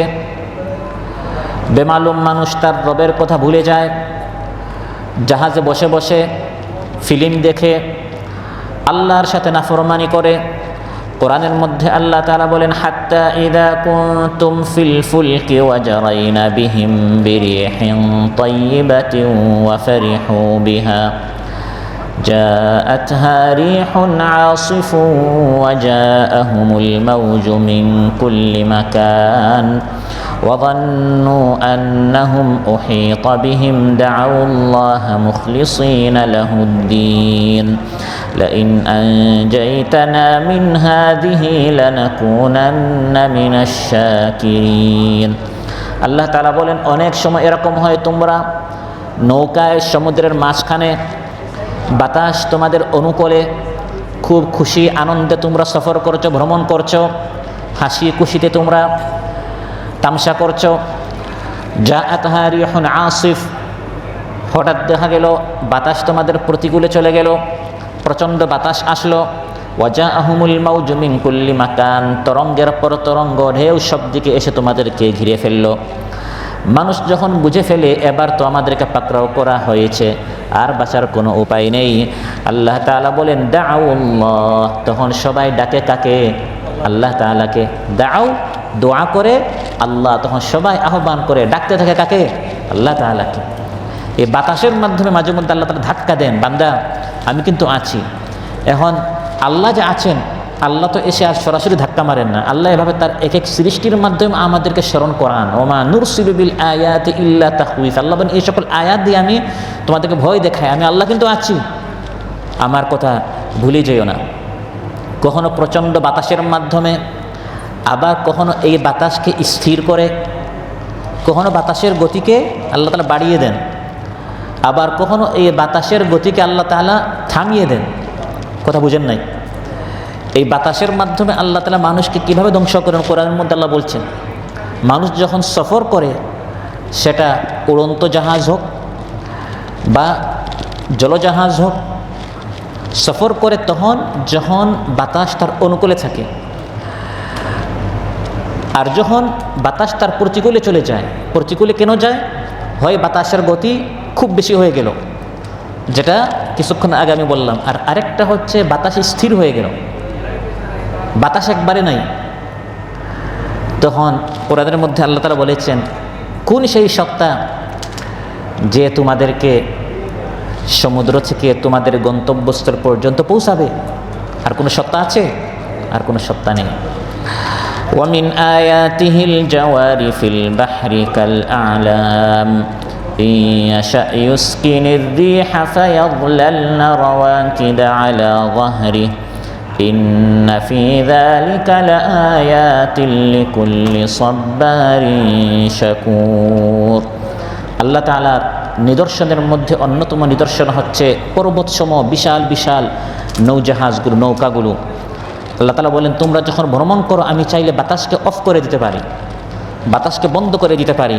ফায়াযলান্না রাওয়াকিদা আলা যাহরি, তখন এই জাহাজগুলো সমুদ্রের মাঝখানে, মহাসমুদ্রের মাঝখানে স্থির থাকবে। সেখানেই তোমাদের কবর রচিত হবে, সেখানেই তোমরা শেষ হয়ে যাবে। বর্তমান এই স্যাটেলাইটের যুগে, প্রযুক্তির যুগেও আপনারা দেখেছেন যে টাইটানিক কোথায় গিয়েছে আজ পর্যন্ত মানুষ জানে না। টাইটানিককে খুঁজতে গিয়ে সাম্প্রতিককালে তারা আরেক জাহাজ পাঠিয়েছে, সেটাও গায়েব হয়ে গেছে। আল্লাহ তাআলা মাঝে মধ্যে দেখান যে আমি কত শক্তিশালী, তোমরা তোমাদের প্রযুক্তির উপর নির্ভর করে আমি আল্লাহ তাআলাকে তোমরা ভুলে যেও না। সেজন্য রাসূল সাল্লাল্লাহু আলাইহি ওয়াসাল্লাম যখন দেখতেন বাতাসের গতি একটু চেঞ্জ হয়ে গেছে তিনি ভয় পেতেন।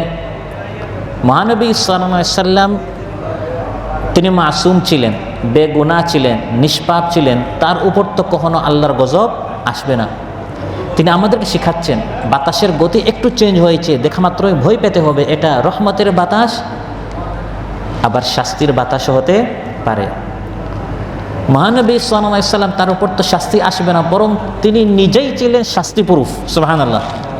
আপনারা জানেন ওয়াটার প্রুফ আছে, তিনি যিনি শাস্তি প্রুফ, তার উপস্থিতি তিনি পৃথিবীতে থাকার কারণে এই এলাকায় শাস্তি আসবেই না। শাস্তি যদি আসার মতো হয় তিনি থাকার কারণে এই শাস্তি ফেরত চলে যাবে। সুবহানাল্লাহ। ওয়ামা কানা আল্লাহু লিয়ুআযযিবাহুম ওয়া আনতা ফীহিম। আল্লাহ তাআলা বলেন, হে আমার হাবিব আপনি আছেন তাদের উপর শাস্তি আসবে এটা হতে পারে না। আনতা ফীহিম, আপনি থাকলে শাস্তি ফেরত চলে যাবে। মহানবী সাল্লাল্লাহু আলাইহি সাল্লামের থাকার কারণে শাস্তি আসবে না, এত সত্ত্বেও তিনি ভয় পাচ্ছেন বাতাসের গতি একটু বেড়ে গেছে, এটি কোনো শাস্তির বাতাস নয় তো? এই বাতাসের পরে আবার ঘূর্ণিঝড় চলে আসবে না তো? ঘূর্ণিঝড়, বন্যা, প্লাবন হয়ে আমরা সবাই ধ্বংস হয়ে যাব না তো? এই জন্য তিনি আল্লাহর দিকে রুজু করতেন। সুবহানাল্লাহ। আমাদেরকে শেখাচ্ছেন, তিরমিজিতে এসেছে, কানান নবিয়্যু সাল্লাল্লাহু আলাইহি ওয়াসাল্লাম ইযা রাআর রিহ। রাসূল সাল্লাল্লাহু আলাইহি ওয়াসাল্লাম যখন বাতাস দেখতেন তখন তিনি এই দোয়াটি পড়তেন, আল্লাহুম্মা ইন্নী আসআলুকা মিন খাইরিহা ওয়া খাইরি মা ফিহা ওয়া খাইরি মা উরসিলাত বিহি ওয়া আউযু বিকা মিন শাররিহা ওয়া শাররি মা ফিহা ওয়া শাররি মা উরসিলাত বিহি। হে আল্লাহ, এই বাতাসের কল্যাণ, বাতাসের মধ্যে যে কল্যাণ আর যে কল্যাণ নিয়ে বাতাস আসছে আমি তা আপনার নিকট প্রার্থনা করছি আর আপনার নিকট পানাহ চাচ্ছি এই বাতাসের অকল্যাণ, বাতাসের মধ্যে যে অকল্যাণ এবং যে অকল্যাণ নিয়ে বাতাস আসছে তা থেকে আমি আপনার নিকট আশ্রয় চাচ্ছি। তিনি এভাবে দোয়া করতেন। শুধু দোয়া করতেন তা নয়, বরং রাসূল সাল্লাল্লাহু আলাইহি ওয়াসাল্লাম পেরেশান হয়ে যেতেন।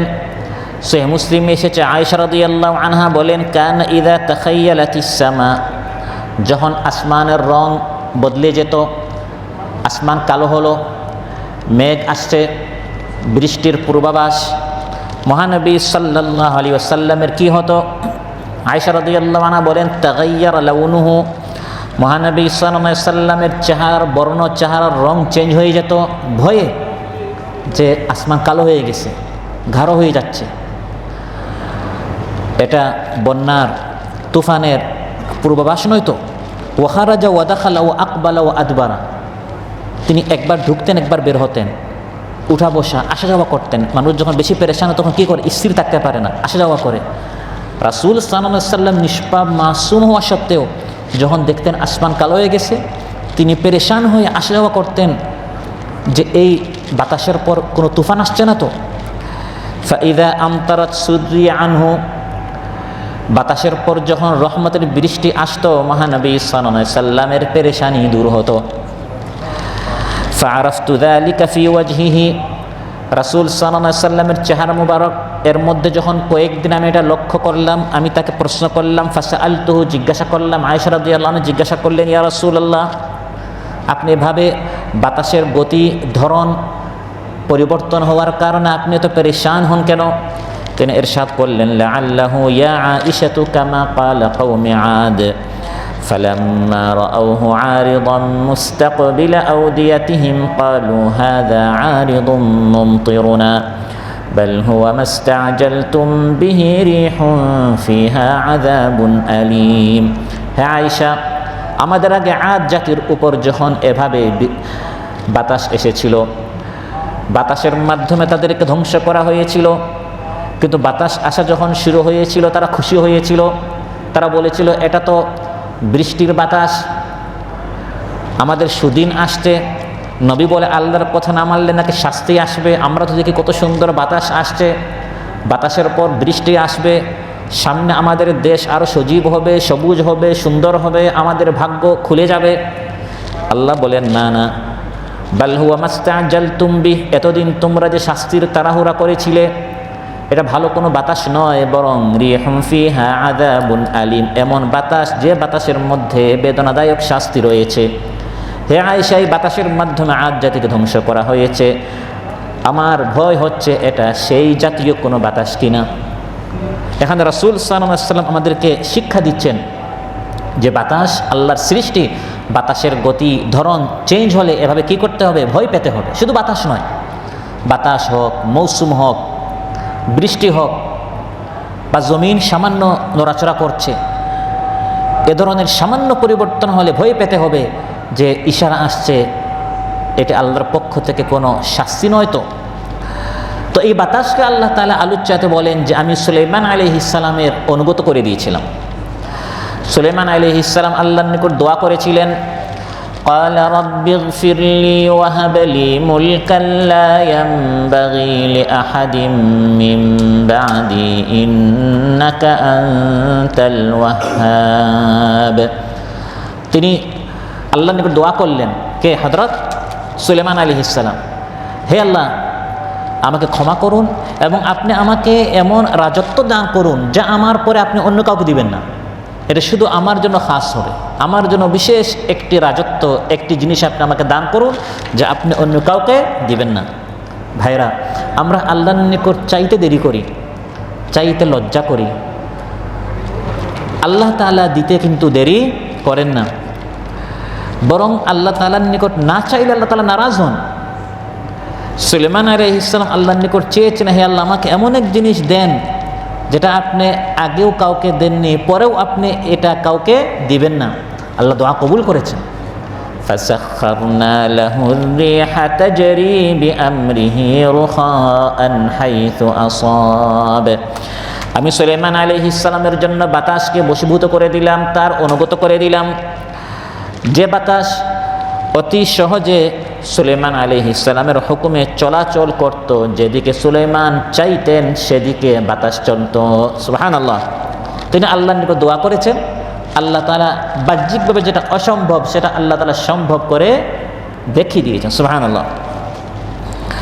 সাধারণ বাতাস ছিল না, আল্লাহ তাআলা বলেন এটি প্রচণ্ড বাতাস ছিল। ওয়ালি সুলাইমান আর-রিহা আসিফা, প্রচণ্ড বাতাস, যে বাতাস সাধারণত কার কথা শুনে না। আসিফা, ঝড়ো হাওয়ার সাথে থাকে, এই ধরনের কঠিন বাতাসকে আমি সুলাইমান আলাইহিস সালামের অনুগত করে দিলাম। সুবহানাল্লাহ। সুলাইমান আলাইহিস সালাম তিনি একা নন, তিনি তার পুরা মন্ত্রী পরিষদ সহ সিংহাসনে বসতেন। যেখানে ইচ্ছা 1 মাসের রাস্তা মাত্র কয়েক ঘন্টায় তিনি বাতাসের উপর করে তিনি সেই দূর পর্যন্ত পৌঁছে যেতেন। সুবহানাল্লাহ। وَلِسُلَيْمَانَ الرِّيحَ غُدُوُّهَا شَهْرٌ وَرَوَاحُهَا شَهْرٌ। আল্লাহ তাআলা বলেন সুলাইমান আলাইহিস সালাম সকালে 1 মাসের সফর করতেন বাতাসের মাধ্যমে, সন্ধ্যায় আবার ফিরে আসতেন 1 মাসের পথ। সকালে 1 মাসের পথ অতিক্রম করতেন, যেতেন, আবার সন্ধ্যায় এই 1 মাসের পথ ফিরে আসতেন। 1 মাস যাওয়া 1 মাস আসা, সকাল সন্ধ্যায় তার এই সফরটা হয়ে যেত। সুবহানাল্লাহ। বাতাসে ভর করে তিনি যেখানে ইচ্ছা দ্রুত ও সহজে তিনি পৌঁছে যেতেন। তিনি বাতাসে তার কাঠের বিছানা পাততেন, তারপর তাতে রাষ্ট্রের যত প্রয়োজনীয় জিনিস রয়েছে যেমন ঘোড়া, উট, তাঁবু, সৈন্য সামন্ত সব কিছুকে তিনি এর উপরে উঠাতেন। তারপর বাতাসকে বলা হতো তা বহন করার জন্য। বাতাস তার নিচে ঢুকে তা বহন করে উঠিয়ে নিয়ে যেত। তখন তাদের উপরে পাখি ছায়া দিত। এভাবে সুলাইমান আলাইহিস সালাম যেখানে চাইতেন সেখানে বাতাস তাদেরকে নিয়ে যেত। যখন তিনি নামতেন তখন তার সাথে তার রাজকীয় সামগ্রী সবই থাকতো। সুবহানাল্লাহ। وَلِسُلَيْمَانَ الرِّيحَ عَاصِفَةً تَجْرِي بِأَمْرِهِ إِلَى الْأَرْضِ الَّتِي بَارَكْنَا فِيهَا। আল্লাহ তাআলা বলেন সুলাইমান আলাইহিস সালামের জন্য আমি এভাবে প্রচণ্ড বাতাসকে তার অনুগত করে দিয়েছিলাম। তাজরি বিআমরি, সুলাইমান আলাইহিস সালামের নির্দেশে এই বাতাস চলতো। ইলাল আরদিল্লাতি বারাকনা ফিহা, সেই দেশ পর্যন্ত যেই দেশের প্রতি আমি বরকত নাজিল করেছি। অর্থাৎ বর্তমান শাম, সিরিয়া, ফিলিস্তিন, লেবানন, জর্দান, এই সকল এরিয়ায় সুলাইমান আলাইহিস সালাম ছিলেন, এটাই তার গন্তব্য ছিল। তো এই দেশ থেকে যেখানে তিনি চাইতেন বাতাস নিয়ে যেত, আবার বাতাস ওখান থেকে তাকে এখানে ফিরিয়ে আনতো। তো তো আল্লাহ তাআলা এই সকল দেশ সম্পর্কে বলেছেন আল আরদিল্লাতি বারাকনা ফিহা, যে সকল দেশের প্রতি আমি বারাকাহ নাজিল করেছি। এই জন্য শকুনের চোখ, আগ্রাসনী শক্তির চোখ সেই প্রাচীনকাল থেকে এই সকল দেশের প্রতি। আজ আপনারা দেখছেন গাজা, ফিলিস্তিনি সকল দেশে সব সময় যুদ্ধ লেগেই থাকে, কারণ কোরআনের মধ্যে আল্লাহ বলেছেন এগুলো বরকতের দেশ। সুবহানাল্লাহ। ওয়াত্তিন ওয়াজ্জাইতুন, এগুলো তিনের দেশ, জাইতুনের দেশ।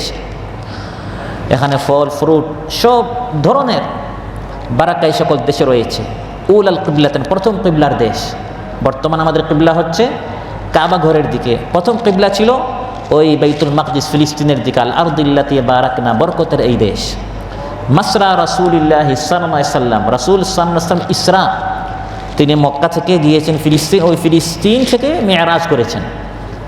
তাহলে আল্লাহ তাআলা মক্কা থেকে সরাসরি নেন নাই, মক্কা থেকে আগে নিয়েছেন কোথায়? ওই বরকতের দেশ, ওই ফিলিস্তিন, শাম, ওই সকল দেশে। এটি হচ্ছে বরকতের দেশ। হাজারো নবীর এবং হাজারো আল্লাহর ওলির আলিম উলামারা সেখানে শুয়ে আছেন, তাদের কবর সেখানে রয়েছে। সেখানে তাদের বিচরণ ছিল, তাদের জীবনী তারা সেখানে কাটিয়েছেন। আল্লাহ তাআলা বলেন সেখানে সুলাইমান আলাইহিস সালাম ছিলেন।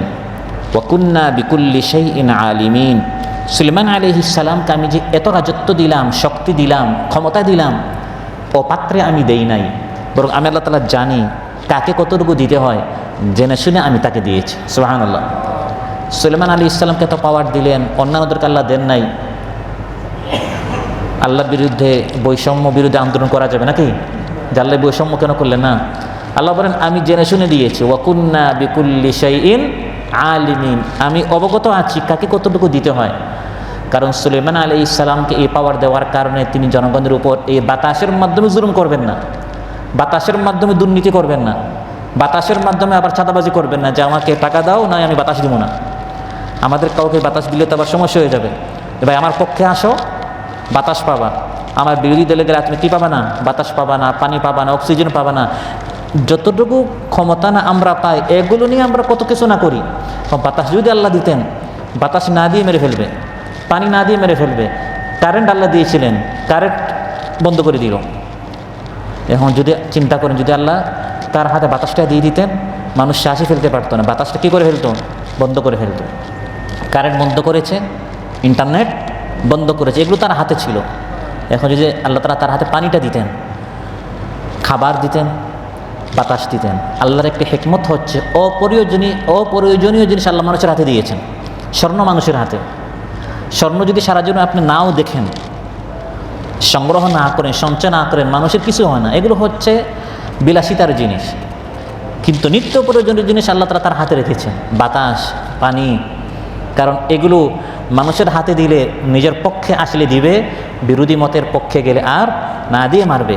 সুলাইমান আলাইহিস সালাম এমন ছিলেন না, আল্লাহ বলেন এই জন্য আমি তাকে এগুলো দিয়েছি। ওয়া কুন্না বিকুল্লি শাইইন আলিমিন। যেমন দাউদ আলাইহিস সালামের জন্য লোহাকে আল্লাহ তাআলা নরম করে দিয়েছিলেন, সুলাইমান আলাইহিস সালামের জন্য আল্লাহ তাআলা তামার ঝর্ণা প্রবাহিত করে দিয়েছিলেন, যাতে তামা পদার্থ দ্বারা অনায়াসে ইচ্ছামতো তিনি পাত্র ইত্যাদি বানাতে পারেন। সুবহানাল্লাহ। আল্লাহ তাআলা বলেন ওয়া আসালনা লাহু আইনাল কিতর, তামার ঝর্ণা আমি তার জন্য প্রবাহিত করে দিয়েছি। আর কি? আল্লাহ বলেন দুষ্ট শয়তানদেরকে আমি তার অনুগত করে দিয়েছি। ومن الشياطين من يغوصون له ويعملون عملا دون ذلك, শয়তানরা সুলাইমান আলাইহিস সালামের জন্য ডুবুরির কাজ করত। তার আদেশে তিনি বলতেন শয়তানদেরকে যে সমুদ্রে ঝাঁপিয়ে পড়ো, ডুব দাও। তারা সেখানে ডুব দিয়ে সমুদ্র থেকে মণি, মুক্তা, হীরা, লু'লু, ইয়াকুত, মারজান ইত্যাদি দামি দামি জিনিস সেই সমুদ্র থেকে বের করে এনে সুলাইমান আলাইহিস সালামকে তারা দিত। শুধু তাই নয়, ওয়ায়ামালুনা আমালান দুনা যালিক, অন্যান্য কঠিন কঠিন কাজ তিনি এই জিন্নাতদেরকে দিয়ে করাতেন। যেমন নির্মাণের কাজ, ওয়াশায়াতিনা কুল্লা বান্নাইন ওয়া গাওয়াস, বান্না বিনায়া ইমারতকে বলা হয়। তো এই সকল ইমারতের কাজ, বিনায়ার কাজ, নির্মাণের কাজ বান্না তিনি এই সকল শয়তানদেরকে দিয়ে করাতেন।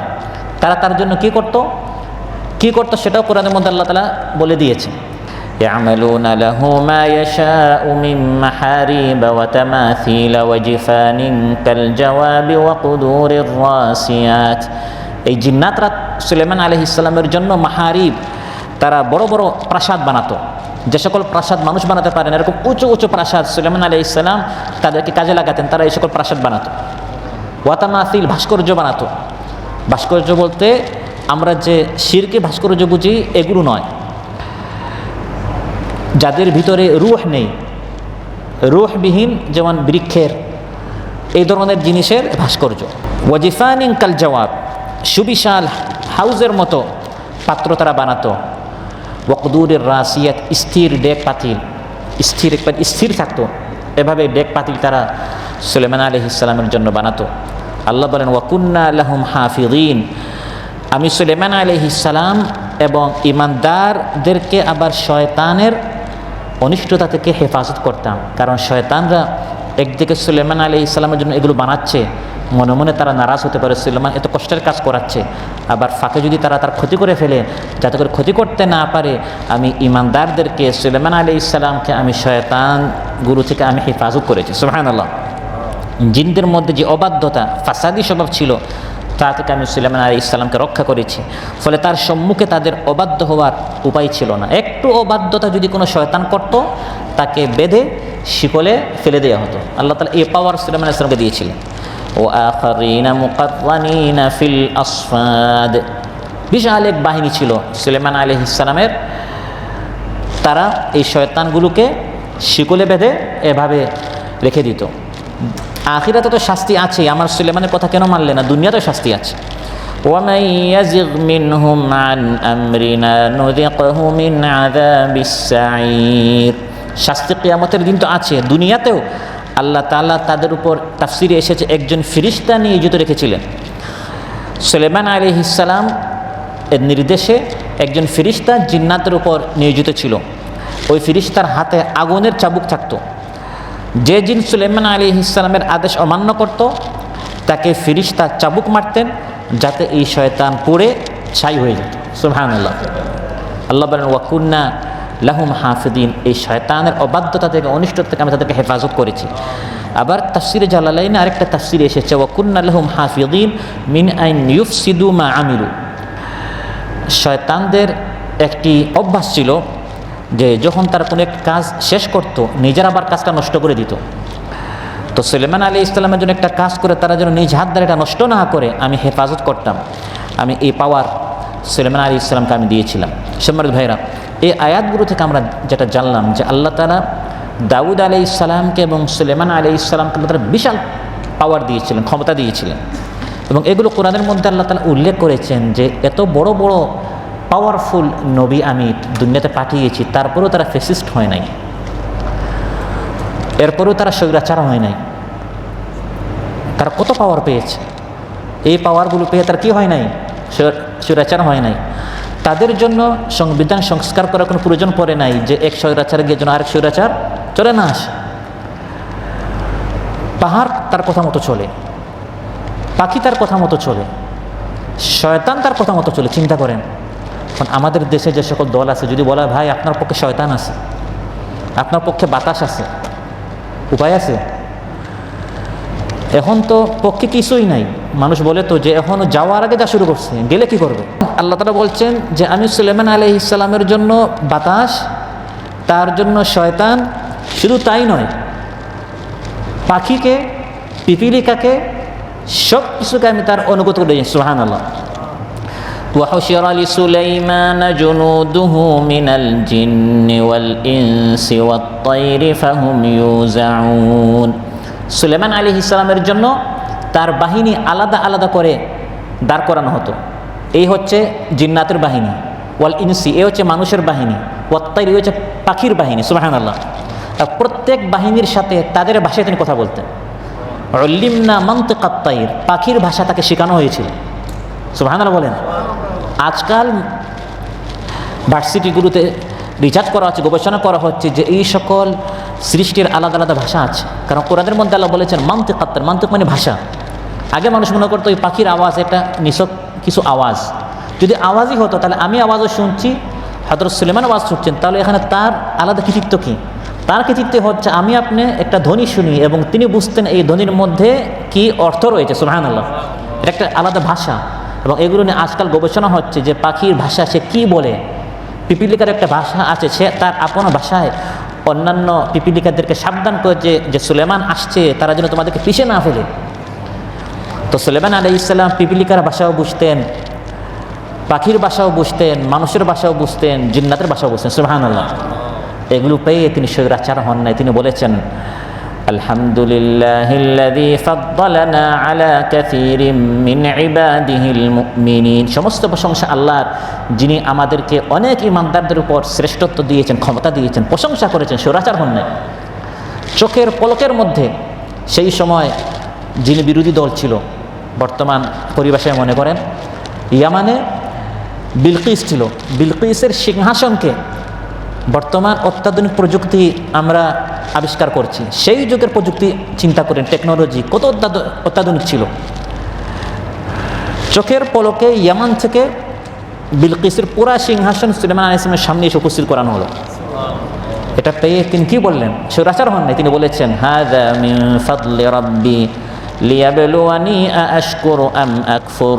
এটি আল্লাহর অনুগ্রহ আমার প্রতি, আল্লাহ পরীক্ষা করতে চান আমি শুকরিয়া আদায় করি না আমি অকৃতজ্ঞ হই। সুবহানাল্লাহ। কারণ আল্লাহ এগুলো দিয়েছেন আর বলেছেন, ই'মালু আলা দাউদ শুকরা ওয়া কালিলুম মিন ইবাদিয়াশ শাকুর। হে দাউদের পরিবার, তোমাদেরকে আমি অনেক কিছু দিয়েছি, ক্ষমতা দিয়েছি, বাতাস দিয়েছি, পক্ষীকুল দিয়েছি, এগুলো তোমাদের অনুভূত করে দিয়েছি, শুকরিয়া আদায় করো। আর শোনো, খুব কম মানুষ কিন্তু শুকরিয়া আদায় করে। প্রিয় ভাইরা, তাদেরকে আল্লাহ অনেক কিছু দিয়েছেন, আমাদেরকেও দিয়েছেন। কাউকে সন্তান দিয়েছেন, কাউকে চাকরি দিয়েছেন, কাউকে প্রমোশন দিয়েছেন, এক একজনকে আল্লাহ তাআলা এক এক জিনিস দিয়েছেন। কিন্তু আমাদের সমস্যা হচ্ছে কোনটা নাই সেটা আমরা বলতে থাকি, কোনটা আছে সেটা আমি দেখি না। আমাকে আল্লাহ তাআলা 90-95টা জিনিস দিয়েছেন, দু একটা জিনিস দেন নাই। ওই অমুককে আল্লাহ তাআলা এটা সেটা দিয়েছেন, আমাকে দেন ওই দু একটা জিনিস শুধু আমরা বলতে থাকি, ভাই অনেক কষ্টে আছি, আমার নাই, শুধু নাইটা আমরা ঝুঁকি। কিন্তু 90, 95, 97, 98টা জিনিস আল্লাহ তাআলা দিয়ে আমাকে নিয়ামতের মধ্যে ডুবিয়ে রেখেছেন, জবান থেকে আমাদের আলহামদুলিল্লাহ বের হয় না। এখান থেকে আমরা শিখলাম আল্লাহ তাআলা আমাদেরকে যা দিয়েছেন তা পেয়ে শুকরিয়া আদায় করতে হবে। আর 2 নম্বর শিখলাম, এগুলো পেয়ে অহংকারী হওয়া যাবে না, বরং আল্লাহর সামনে অনুগত হতে হবে, মস্তকে অবনত করতে হবে, মাথা নত করে আল্লাহর শুকরিয়া আদায় করতে হবে। আল্লাহ সুবহানাহু ওয়া তাআলা আমাদের সবাইকে আলোচ্য বিষয়ের উপর আমল করার তৌফিক দান করুন। আমাদের সবাইকে তার শাকিরিন, যাকিরিন, আবিদিন বান্দাদের মধ্যে শামিল করুন। আমরা সবাই যেন সুলেমান আলাইহিস সালামের মতো, দাউদ আলাইহিস সালামের মতো, আল্লাহর প্রিয় নবীদের মতো আমরা যেন তার কৃতজ্ঞ বান্দাদের মতো আমরা তার ইবাদত করতে পারি। আমাদের মধ্যে যার যে পেরেশানি আছে তাদের পেরেশানি মুক্ত করুন।